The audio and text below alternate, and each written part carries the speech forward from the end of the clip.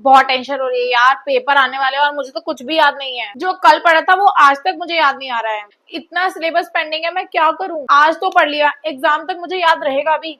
Hello everyone, this is CA Prachi and अगर आप सबको भी ये लगता है this video is for you, so first of all like this video, don't forget to subscribe to this channel. Tension हो रही है कि रिजल्ट पे पास होंगे या फिर फेल हो जाएंगे, सीए बन भी पाएंगे या नहीं, रिजल्ट तक मुझे कुछ याद रहेगा भी कि नहीं। ये सब टेंशन छोड़ो, मेरी मानो ना तो रिजल्ट को भूल जाओ। टेंशन को तो बिल्कुल छोड़ दो, क्योंकि टेंशन में ना तो पढ़ाई होगी और रिजल्ट तो वैसे भी अभी आ नहीं रहा है। इसलिए तुम्हारा फोकस अभी रिजल्ट पे नहीं, अपनी प्रोग्रेस पे होना चाहिए। जैसा कि मैंने अपनी पहली वीडियोस में भी बताया, आपको टारगेट बेस्ड पढ़ाई करनी है। आप डेली टारगेट सेट कीजिए और डी एंड पे देखिए कि आपने वो टारगेट अचीव किया या नहीं। जब तक वो टारगेट अचीव नहीं हो जाता, आपको सोना नहीं है। घंटे के हिसाब से पढ़ना छोड़ दो और टारगेट बेस्ड पढ़ाई करो। ऐसे डेली टारगेट्स पूरे करते करते आपका सिलेबस कवर हो जाएगा और आप पेपर क्लियर कर जाओगे, आपको पता भी नहीं चलेगा। जब मुझे पेपर देने थे, मुझे भी ऐसा लगता था कि कल का पढ़ा हुआ आज तो याद रह नहीं रहा है, क्या पेपर तक मुझे ये सब याद रहेगा। बट ट्रस्ट मी, ये सब सिर्फ हमारा वहम होता है। अगर हम डेली टारगेट बस पढ़ाई कर रहे हैं और डेली अपने जो टारगेट्स हैं वो अचीव कर रहे हैं, रिविजन्स लगा रहे हैं, मॉक्स लिख रहे हैं, जो हम प्लान करते हैं हम अगर वो अचीव कर रहे हैं, तो डेफिनेटली हमारे सबकॉन्शियस माइंड में रिवीजन करते करते चीजें बैठ जाती है। हमें अभी लगता है हमें कुछ याद नहीं है, और हाँ, आपको अभी के भी सारा याद करके सीधा पेपर में नहीं बैठना है। पेपर से पहले भी आपको 1.5 दिन का टाइम मिलने वाला है, जिसमें आप चीजों को दोबारा रिवाइज करेंगे। आपको दोबारा मौका मिलेगा उन सब चीजों को एक बार पढ़ने का, और आप पेपर देंगे तो डेफिनेटली आपके सबकॉन्शियस माइंड में जो चीजें हैं वो आपको वहां पे याद आएंगी और पेपर में आप लिख पाएंगे।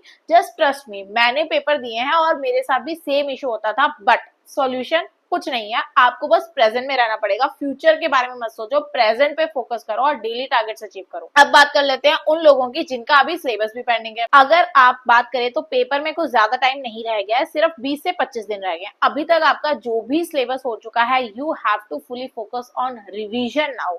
आप ज्यादा सिलेबस कंप्लीट करने के चक्कर में पड़ेंगे तो जितना आपको याद है आप उतना भी नहीं लिख पाएंगे।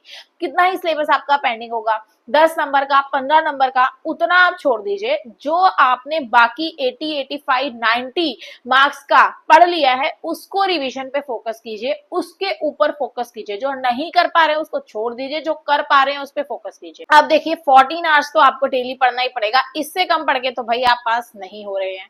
तो कैसे 14 आवर्स डे पढ़ना है, इसका लिंक मैं डिस्क्रिप्शन में दे रही हूँ, आप वहां से वो वीडियो चेकआउट कर सकते हैं। अब कितने रिवीजन लगाएं, देखिए आइडियली तो आपको 3 रिवीजन का ट्राई करना चाहिए, लेकिन 1 से 2 रिवीजन तो मिनिमम, बेयर मिनिमम है जो आपको लगानी ही पड़ेगी अगर आपको पेपर क्लियर करना है।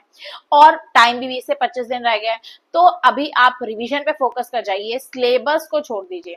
लेकिन फिर भी अगर किसी का बहुत ज्यादा सिलेबस पेंडिंग है तो वो क्या कर सकता है, उसका भी सॉल्यूशन है मेरे पास। आप ये कीजिए कि आप मॉर्निंग के 2, 3, 4 घंटे लगा लीजिए अपना सिलेबस कंप्लीशन के लिए, और बाकी का दिन आप दे दीजिए रिवीजन के लिए, क्योंकि अभी आपको रिवीजन की भी बहुत ज्यादा जरूरत है।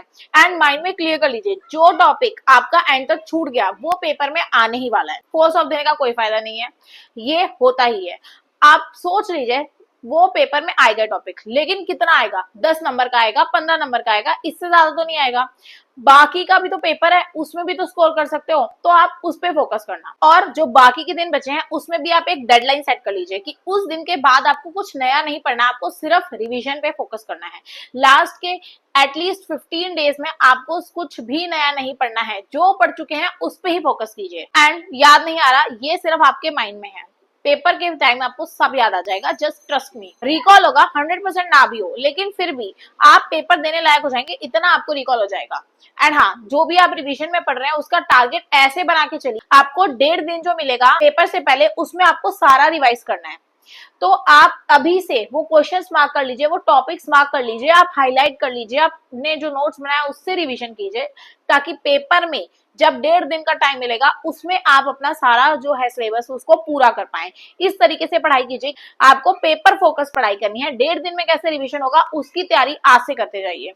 जस्ट मेक श्योर, टेंशन मत लो यार, हो जाएगा, सब हो जाएगा। टेंशन सबको होती है, मैं हर पेपर में दुखी होके आती थी कि पता नहीं मैं क्या लिख के आई हूँ, मुझे कुछ नहीं पता सही है कि नहीं।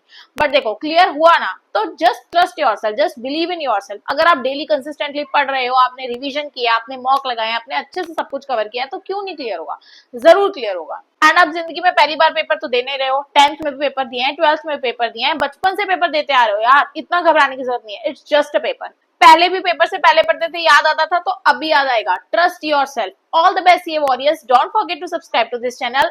Bye bye.